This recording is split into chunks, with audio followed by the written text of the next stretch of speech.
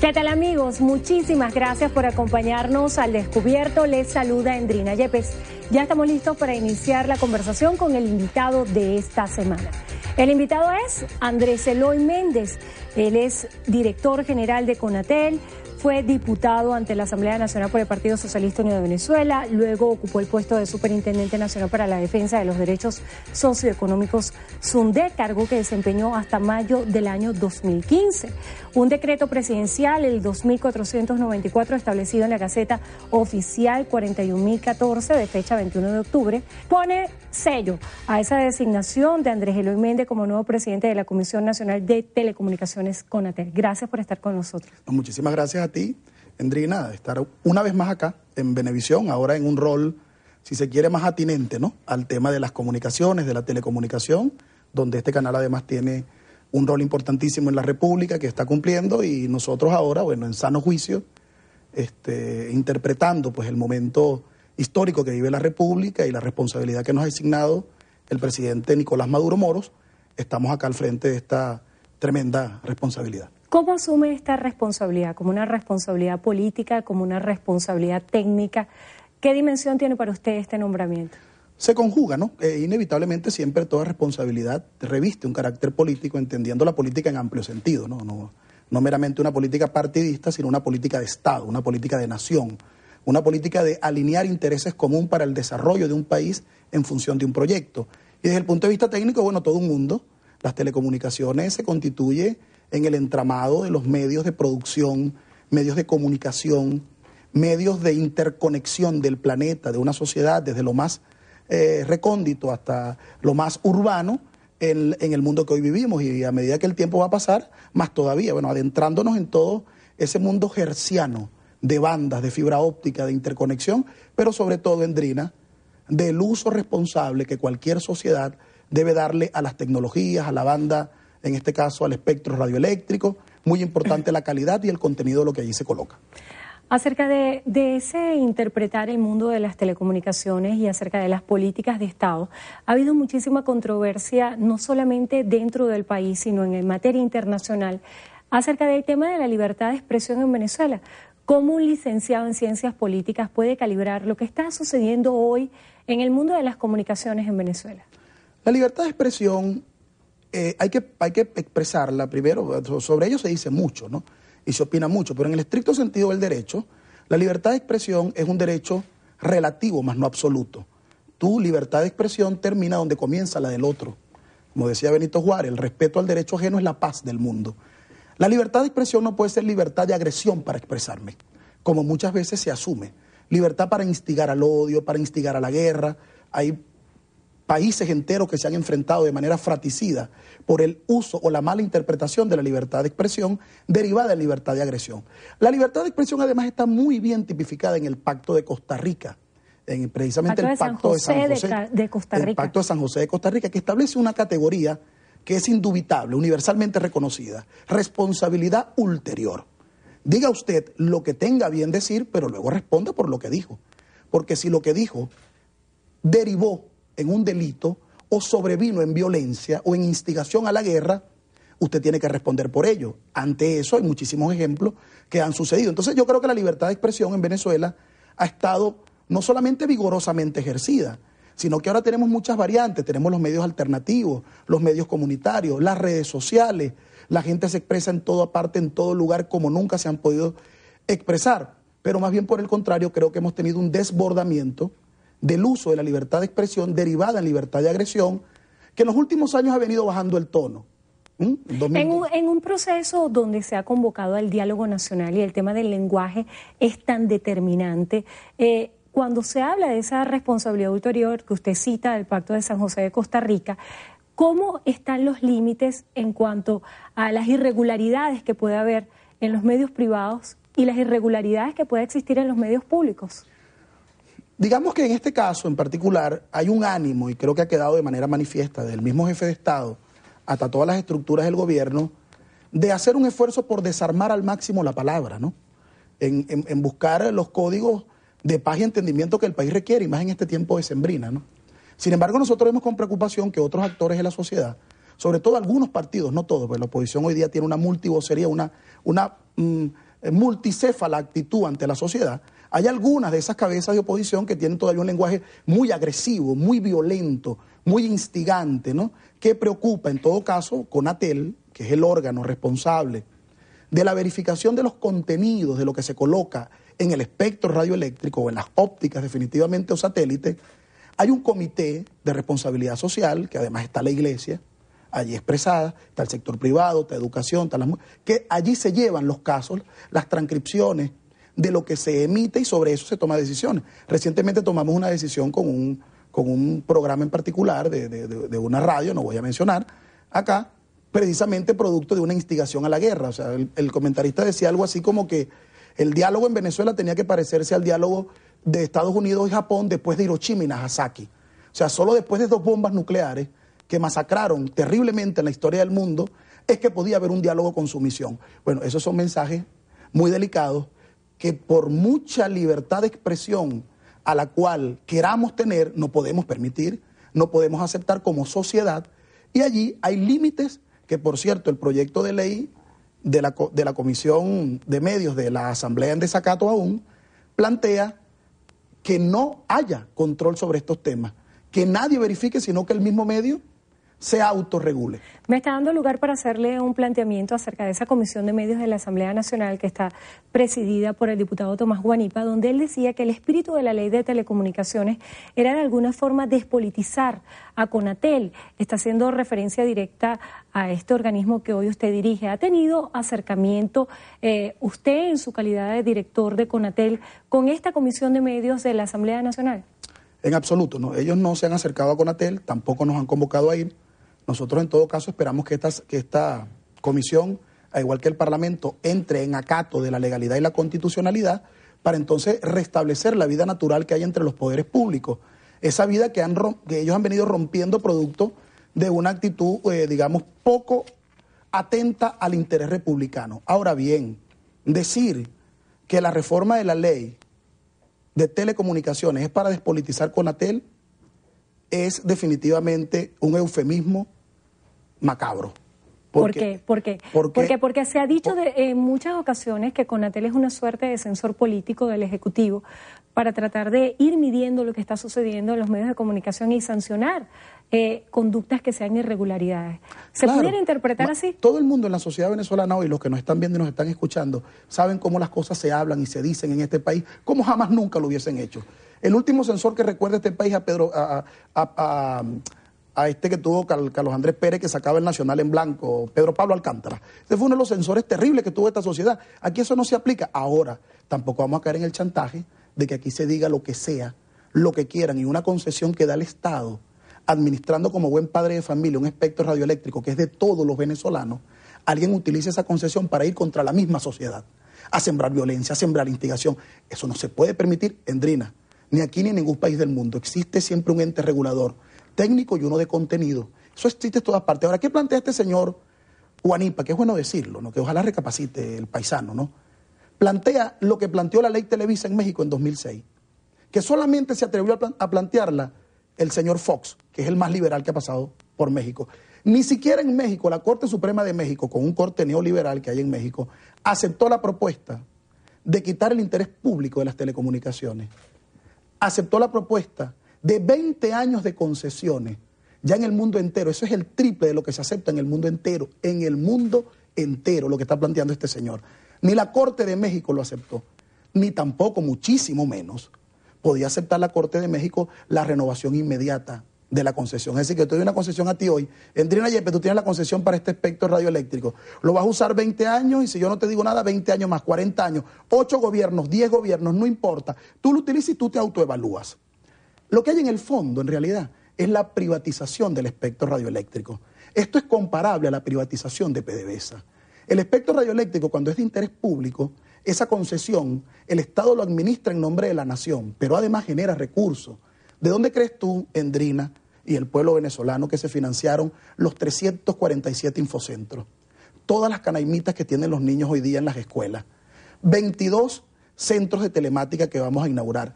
7.200 kilómetros de fibra óptica que nos va a colocar a la vanguardia en el país en el 8º proyecto de interconexión de la nación que vamos a inaugurar en marzo.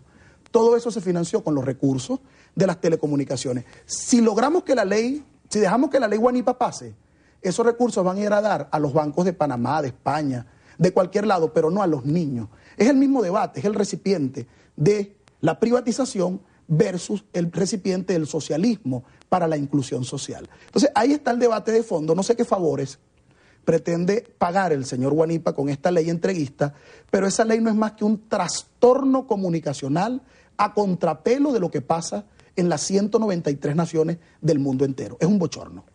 En ese sentido, ¿estaría dispuesto usted, en su posición como director general de CONATEL, a reunirse con esta Comisión de Medios de la Asamblea Nacional, considerando que ya se encuentre en acato y que se haya solventado todas las irregularidades que señala el Tribunal Supremo de Justicia? Ante eso el TCJ por ahí se pronunció, porque parece que obligaron a los diputados de Amazonas que dijeran ellos que no querían ir. Es muy distinto que en Venevisión te digan, Endrina, firma tú que no quieres ser más trabajadora nuestra, que Venevisión cese la función contigo. Aquí la actitud debe ser del Parlamento para entrar en acato, ¿no? Pero ese es otro tema que discutirán ellos. Yo lo que sí creo, en lo personal, es que una vez que estemos restablecida la Asamblea Nacional en el orden constitucional y republicano, con muchísimo gusto lo recibimos en CONATEL, donde además tenemos todos los aspectos técnicos necesarios a la mano para conversar, o participamos en cualquier mesa que ellos quieran, a la luz del análisis, si quieren, de la legislación española, de la sentencia de la Corte de México o de cualquier otra ley, donde eso que él plantea está desechado hace pero muchísimos años por los juristas conocedores del tema en el mundo. Hay varios temas pendientes, el analizar las concesiones, y ha habido declaraciones recientes en ese sentido. Vamos a hacer una breve pausa y al regreso continuamos al descubierto. Estamos conversando con Andrés Eloy Méndez, director general de CONATEL.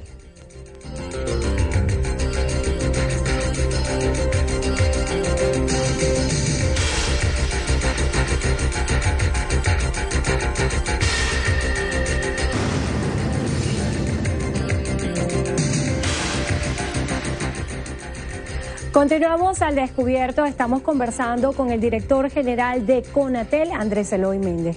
En la parte anterior quedó en el aire su respuesta acerca de las concesiones, acerca de las valoraciones que se están haciendo no solamente para las televisoras, sino también para todos los medios de radiodifusión.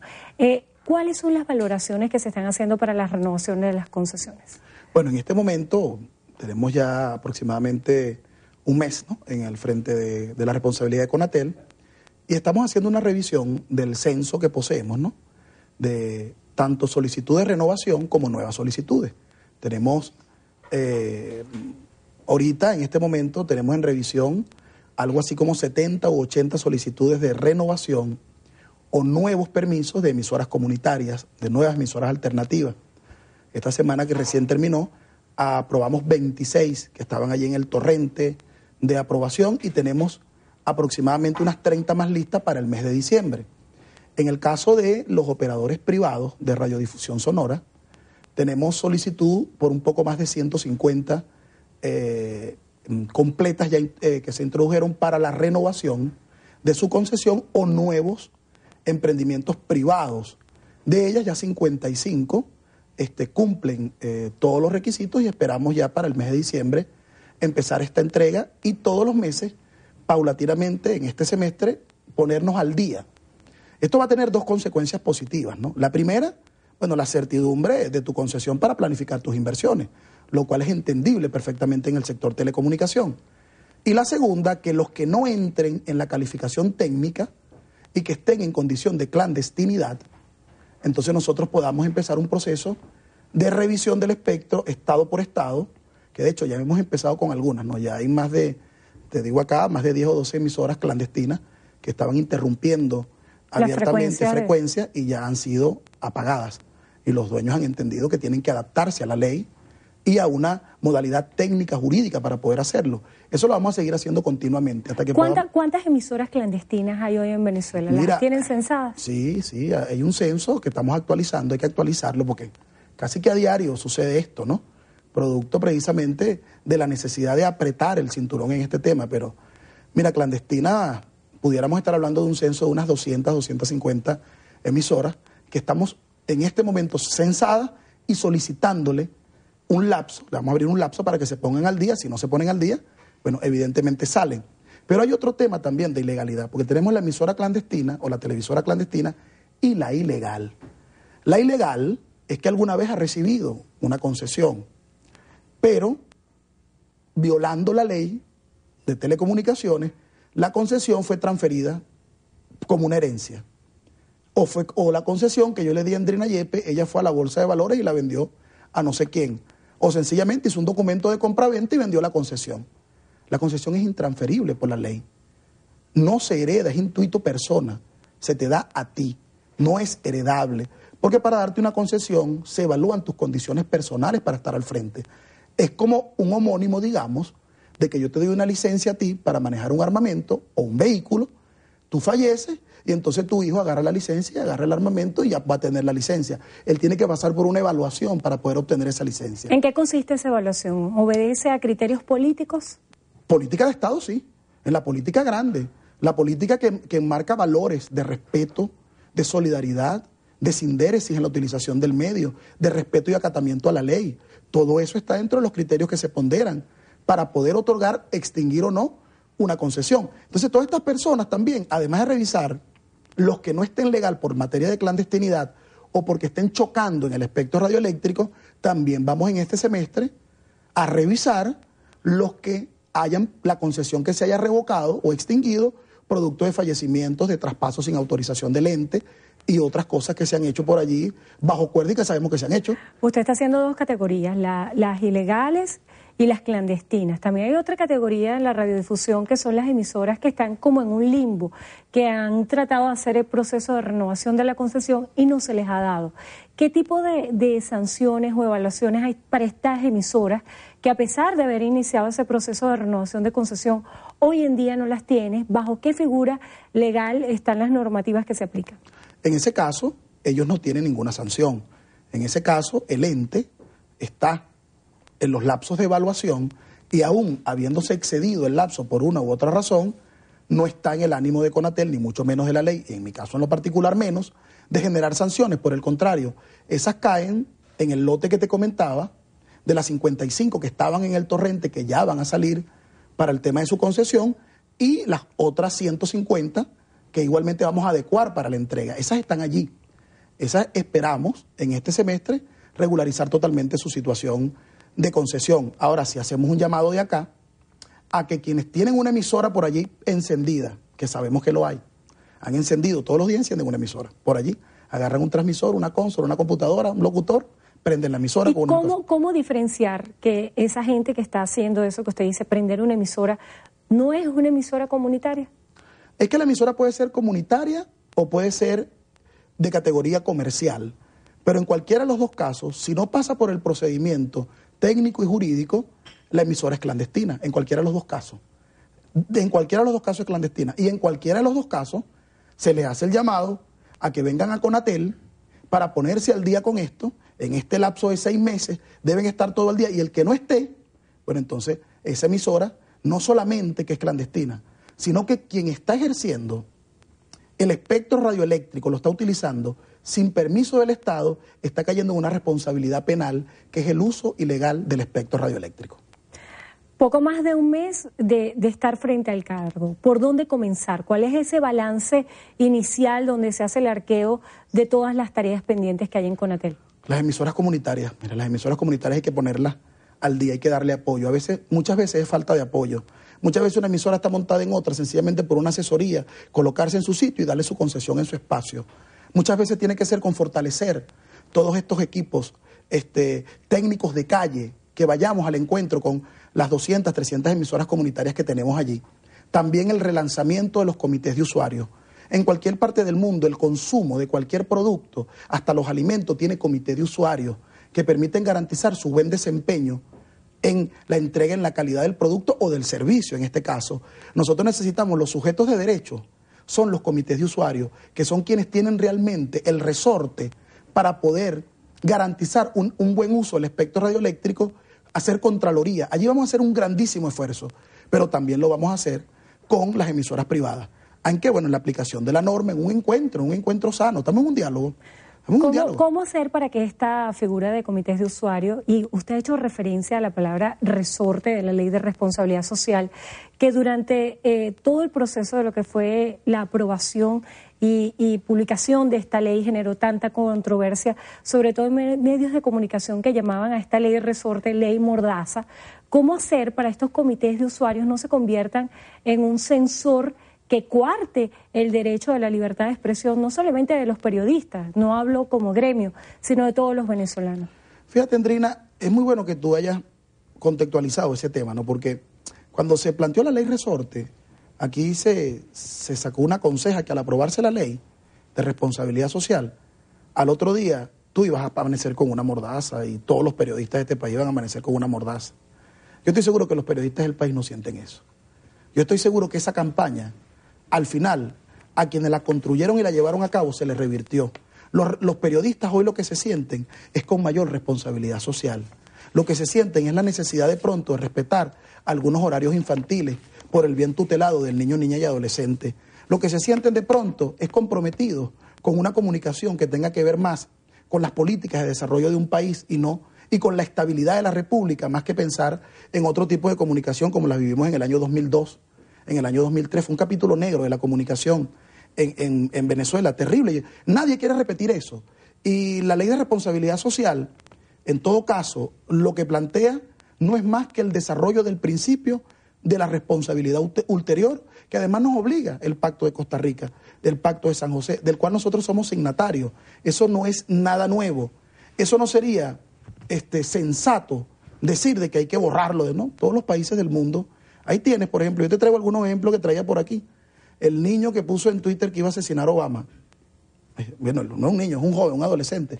Aquí trae algunos casos. En Twitter está preso. Vamos a hablar acerca de esa regulación de las redes sociales hoy en día, con una importancia no solamente local, sino a nivel mundial, y que esto había sido anunciado como una tarea pendiente por parte de CONATEL. ¿Qué se está haciendo para adaptar a estos nuevos tiempos las leyes de responsabilidad social y de qué manera hacer que esto no cuarte la libertad de expresión? Tengo en mis manos un informe que habla de la situación general del derecho a la libertad de expresión en Venezuela de enero a septiembre, donde se resaltan 247 violaciones a la libertad de expresión, lo que representa un incremento del 27.97 respecto al mismo periodo del año 2015. ¿Existen en Venezuela mecanismos para coartar la libertad de expresión? Y bueno, me disculpas la incisión, pero ¿qué fuente o quién? Este es un trabajo publicado por Espacio Público que da cuenta de un estudio realizado durante todo el año 2016 y donde se habla de la libertad de expresión en Venezuela. Hoy en día, como responsable de CONATEL... Yo no quiero cuestionar los instrumentos de validación y la rigurosidad científica, la imparcialidad de esas ONG que funcionan en Venezuela y de quienes la financian. No voy a entrar en ese detalle. Lo que voy a tratar es de expresar la percepción que creo yo es la percepción del común venezolano. Hay incluso una percepción hoy en Venezuela de que lo que tú lees y ves en los medios no lo puedes creer de inmediato. Esa es la realidad, lo que percibe el común de venezolano, incluso en el Twitter. Lo que la gente ve en el Twitter o en el Facebook, lo primero que dice es, no, eso hay que verificarlo, no estoy seguro. ¿Producto de qué? De que hay una sensación de irresponsabilidad. Porque el que coloca algo en las redes sociales, cuando tú vas a su dirección IP, no está registrada en el operador respectivo. Entonces no hay forma de autentificar al tipo. Pero además, la dirección de la cual se instiga odio, te ofende, u ofende a tu familia, el buen honor de tu familia, es XT número 2472 y atrás no hay el nadie. Anonimato, la clandestinidad. Eso no puede existir, eso es muy malo, Endrina. Fíjate, yo te iba a traer el ejemplo. Aquí está, en Estados Unidos. Condenado a prisión el joven que amenazó a Obama en Twitter. Está preso. Está preso. ¿Qué dirá Espacio Público de esta censura a la libertad de expresión? ¿O es que el Estado norteamericano utilizó los mecanismos para evitar un ilícito, una violación de la ley? Pero también lo puedes ver en Europa. Mira, Alemania investiga Facebook, el Estado alemán, no el Estado alemán, investiga Facebook por la difusión de mensajes de odio. Específicamente, según el señor Spiegel. ¿Qué sucedió acá? Facebook permitió que en su plataforma, ellos como operadora de Internet, colocaran muchos mensajes de odio y no hizo nada por quitarlos. Para el Estado alemán, Facebook se hizo solidario con ese mensaje y lo está demandando el Estado alemán. Hay legislación en el mundo. Nosotros en CONATEL con un estudio de derecho comparado internacional, adaptado además a nuestras premisas constitucionales y revolucionarias, estamos adecuando normativas, providencias para la utilización de Internet y de todas estas nuevas tecnologías. Tú sabes de que hoy día tú te paras en cualquier lado con un aparato y streaming y empiezas a transmitir lo que quieras y a decir lo que quieras sin responsabilidad alguna. Esas nuevas tecnologías es necesario desde el punto de vista de valores de la sociedad, pero hasta desde el punto de vista cristiano, de que todo lo que allí se coloca tiene que estar realmente en el marco de la regulación y la ley. Este es un tema bien interesante, por eso yo quiero que en la próxima parte continuemos hablando acerca de qué manera se van a buscar las estrategias por parte de Conatel para regular todo este mundo de las redes sociales hoy en día tan prominente y cómo hacer para que esto, insisto, no cuarte la libertad de expresión de los venezolanos. Vamos a hacer una breve pausa y continuamos al descubierto.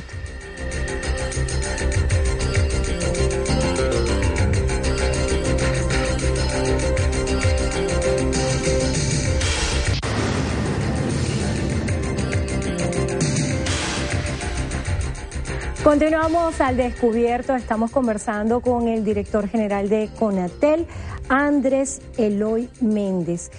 Hablamos acerca de las redes sociales, el impacto que pudiera tener y hablamos acerca de alguna jurisprudencia que se ha sentado en este tema y que no existe en Venezuela un marco legal que defina claramente cuál es la ruta a seguir. ¿Qué se está haciendo para tratar de regular las redes sociales sin violar la libertad de expresión en nuestro país? Y voy a hacer referencia a lo que dice el informe de la Corte Interamericana de Derechos Humanos sobre la libertad de expresión en Venezuela.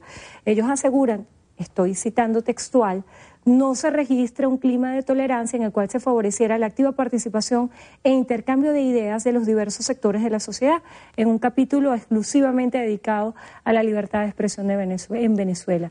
Si se busca crear un marco legal en las redes sociales, ¿no pudiera interpretarse esto como una nueva forma de coartar la libertad de expresión?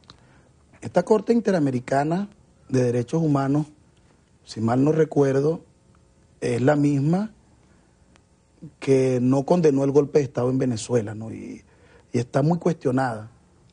La misma, por cierto, donde así de cuestionada estará que los Estados Unidos no se somete a esa Corte Interamericana. Esa Corte Interamericana tiene su percepción, yo la respeto, entre comillas, no la comparto. Sin embargo, lo que sí es cierto, y es muy importante que la sociedad pueda debatir, a la luz de lo que en lo que el mundo hoy ocurre, es que por Internet, sea a través de las redes sociales y otros métodos de tecnología que se están inventando, audiovisuales, canales web, subir canales, etcétera, es una forma que la sociedad hoy día se conecta y se comunica, pero por ende, ese acto humano de comunicarse debe tener normas y reglas mínimas de convivencia. No puede ser un desastre, un desorden.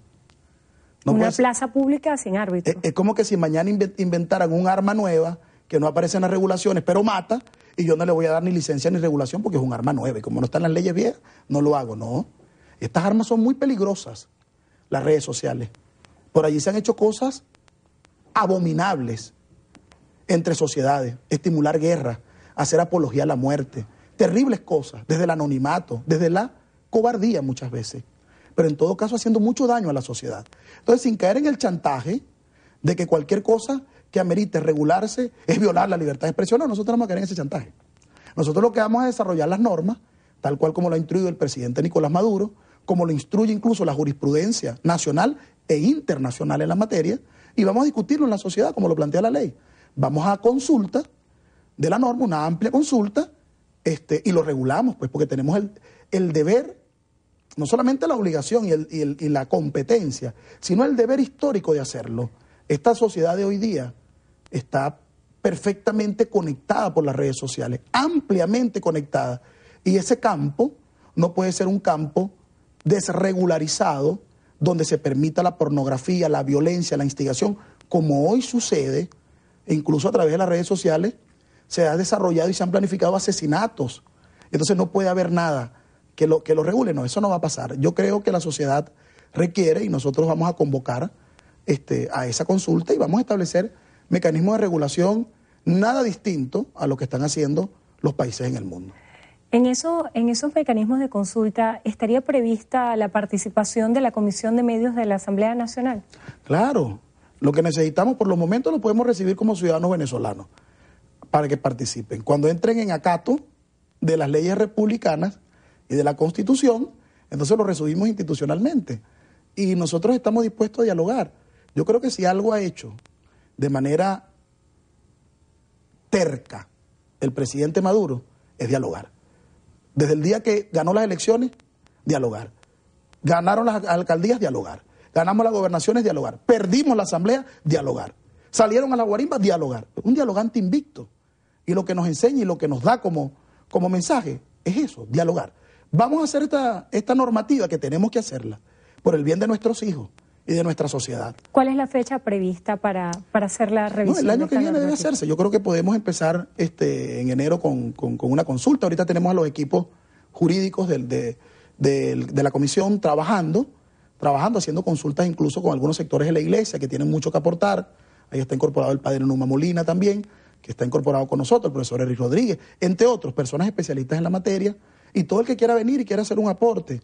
Pero lo cierto es que nuestros hijos no pueden estar a la merced absoluta de estos vándalos, de estos delincuentes que hoy día, emergen por todos lados en las redes sociales y desde allí se hace cualquier cosa sin autentificación de quién lo hace, bajo el anonimato y violando abiertamente las leyes. Eso hay que regularlo.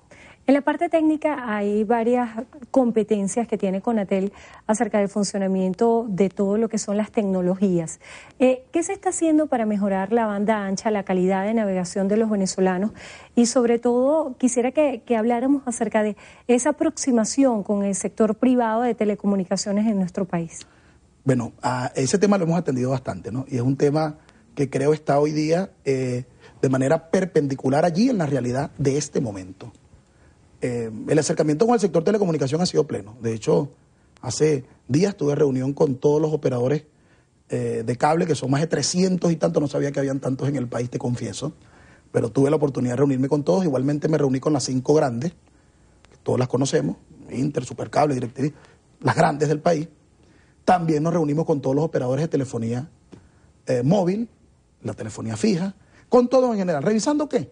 Bueno, que las telecomunicaciones, al igual que todos los sectores del país, se han visto afectados por el tema de la guerra económica, la inflación, el dólar especulativo, que les afecta terriblemente su contabilidad y su sostenibilidad.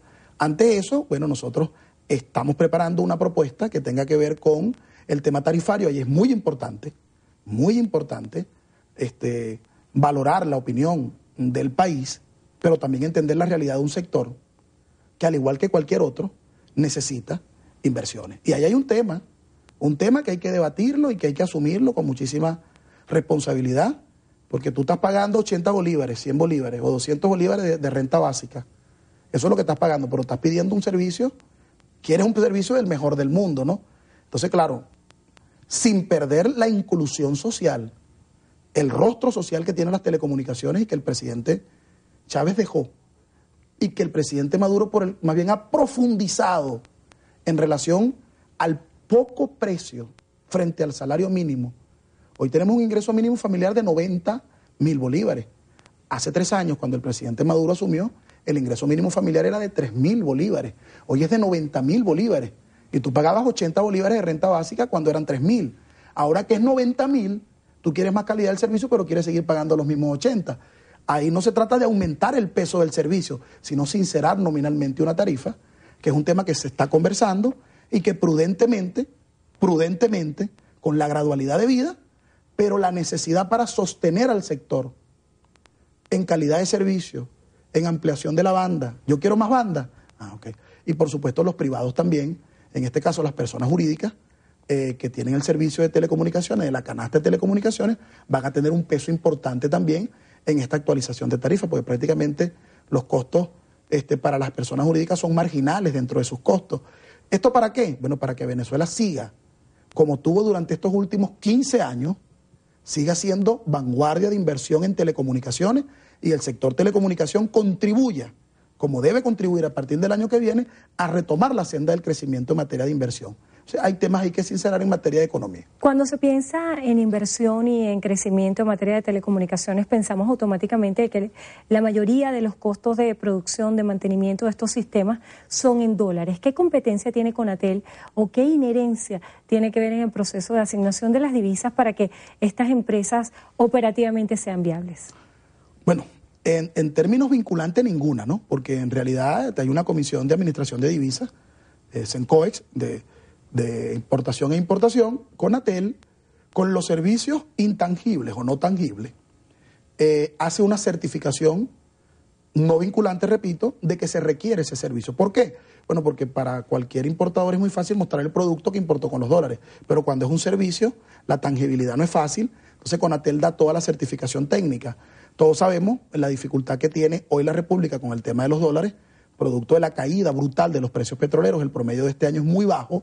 No obstante, hemos sostenido reuniones para el tema de las deudas en dólares comerciales que poseen esas operadoras y de qué forma el año que viene podamos nosotros contribuir desde el Estado, pensando por supuesto siempre en el tema del dólar DICOM, que sería el presidente autorizado para este sector, amainar, renegociar, replantear con los proveedores internacionales de manera de que podamos retomar, repito, la senda del crecimiento en telecomunicaciones que hemos tenido durante todos estos años. Retomemos de nuevo esa senda. Yo estoy convencido que el sector telecomunicaciones va a encabezar el crecimiento económico al retomar la senda del crecimiento. Estoy convencido, así va a ser. Y en el elemento importante de las telecomunicaciones también se encuentra que Venezuela es uno de los países que tiene más telefonía móvil por habitante en la región, y el tema de las tarifas ha sido un punto bien complicado. Vamos a hacer una breve pausa y al regreso hablamos acerca de las tarifas que hay en telecomunicaciones y de qué manera Conatel está apoyando a los usuarios y está haciendo de puente con las operadoras. Vamos a hacer una breve pausa y continuamos al descubierto.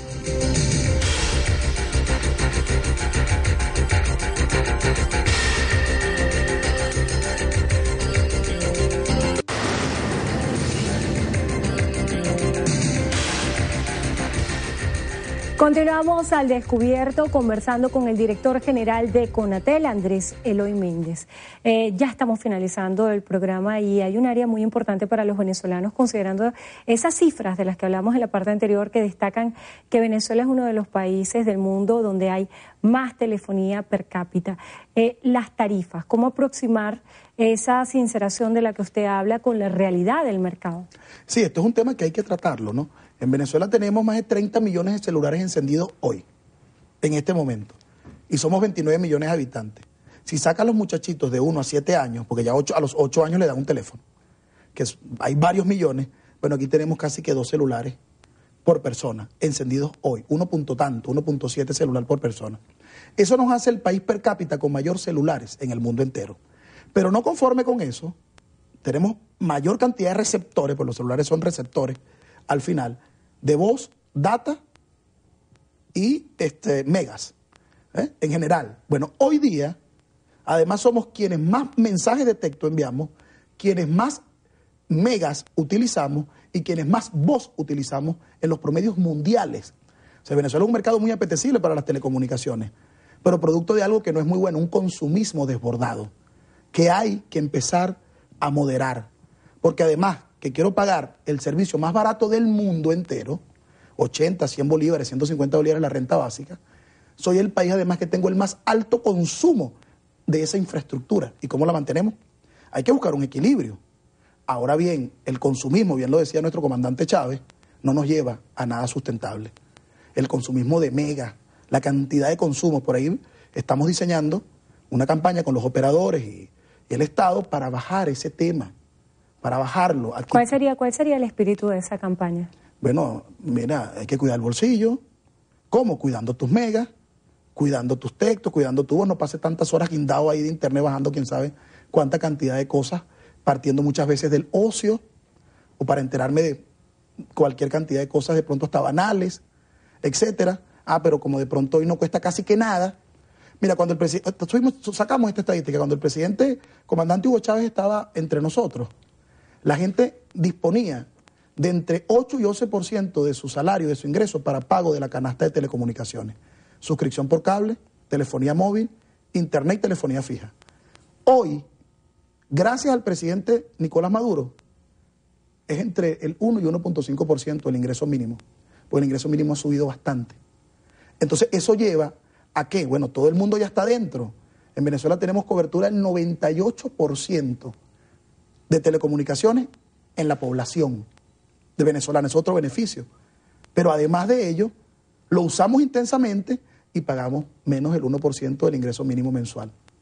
Mientras que en cualquier otra parte del mundo, al cual no nos queremos parecer, por cierto, en Argentina es el 35% del salario. El paquete cuesta $108, la canasta de telecomunicaciones, en Argentina. En Uruguay cuesta $66. ¿En Venezuela? En Venezuela cuesta $1.8, la canasta completa, a dólar dicón. A dólar, eso le iba a preguntar. A dólar dicón del dólar legal. Ahora, eso hay que sincerarlo, el presidente Maduro ha abierto al máximo en su política de recuperación del salario, que la gente haya caído hasta en un consumismo, porque no vale nada frente al salario hoy el consumo de las telecomunicaciones. Son temas que hay que sincerar, pero sobre todo hay que enviar el mensaje. Ningún país soporta ese consumismo tan alto per cápita de todas las redes sociales, de todo el tema de las telecomunicaciones, internet, a toda hora, a todo momento, 32 millones de celulares encendidos en un país de 29 millones de habitantes. Son temas para reflexionar. Sobre ello iremos diseñando campañas, seguramente Venevisión se sumará, de responsabilidad sobre estos temas y de darle equilibrio, pero sin perder jamás, que ha sido la instrucción del presidente, la inclusión social de ese 98% de los venezolanos. Y allí hay que reconocer que Movilnet y CanTV hacen un gran trabajo de despliegue. Ellos también van a tener sus ajustes, pero manteniendo siempre la protección, manteniendo la inclusión social. Ya para finalizar, yo quisiera que separándose un poco de esa responsabilidad al frente de Conatel y recordando un poco su carrera, licenciado en Ciencias Políticas y esa trayectoria que tuvo como diputado ante la Asamblea Nacional, nos hablara de cómo calibra el momento político que se vive hoy en nuestro país. Bueno, desde el punto de vista económico, lo más crítico pasó. No es que la crisis haya acabado, no. Ya hay una senda bien trabajada por el jefe de Estado para la recuperación y estabilidad de los precios del petróleo, que vienen de un promedio de 20, Andrina, 22, insostenible para cualquier país, no solo Venezuela. Arabia Saudita entró en déficit. En los Emiratos Árabes los carros costosos los están dejando en la mitad de la calle porque no pueden pagar los seguros de esos carros, porque se entró en una recesión en el mundo petrolero en donde Venezuela está inscrito en el planeta. El presidente Maduro ha hecho algo extraordinario y bueno, vamos a tener unos resultados con la OPEP para ir estabilizando los precios del petróleo. Eso indica de que vamos poco a poco a retomar la senda de la recuperación y de mayor estabilidad económica. Además, hay algo muy importante, el clima político, de los actores políticos partidistas en el país. Siento que estamos todos girando en torno al diálogo. Nosotros de manera definitiva y absoluta con nuestro presidente Maduro, nuestro jefe del partido Diosdado Cabello, los voceros que se han nombrado, allí apostando al diálogo por la Constitución, por la estabilidad que requerimos todos para poder crecer económicamente también. Sentimos y es evidente que el sector más grueso de la oposición está allí también sentado. Hay un sector que está chantajeando que no quisiera aún el diálogo. Los llamamos a dialogar. Tenemos que venir a dialogar. Tenemos que hacerlo además dentro de los valores de la paz y la Constitución, hermano. Aquí nadie puede ponerse molesto. No podemos caer en aquello de que me divorcié de la mujer, dejé a la mujer y los muchachos, entonces le voy a meter candela al rancho. No, hermano, esa es la casa de todos. Venezuela es el país de todos. Aquí tenemos que dialogar, tenemos que conversar en el marco de la Constitución. Ganaron elecciones, se les reconoce. Perdieron elecciones, tienen que reconocerlo y aceptarlo sin rabia, sin iracundia, no, con respeto. Aquí nadie puede salir a descargar nada. Aquí lo que hay que descargar es paz, diálogo, amor, sin déresis, para retomar la senda de la estabilidad, la senda del crecimiento y además hacerlo en lo que nosotros apostamos, que es en la construcción del socialismo. Bueno, agradecemos al director general de Conatel, Andrés Eloy Méndez, por estar con nosotros hoy al Descubierto y también a ustedes por habernos acompañado como siempre. Será hasta la próxima.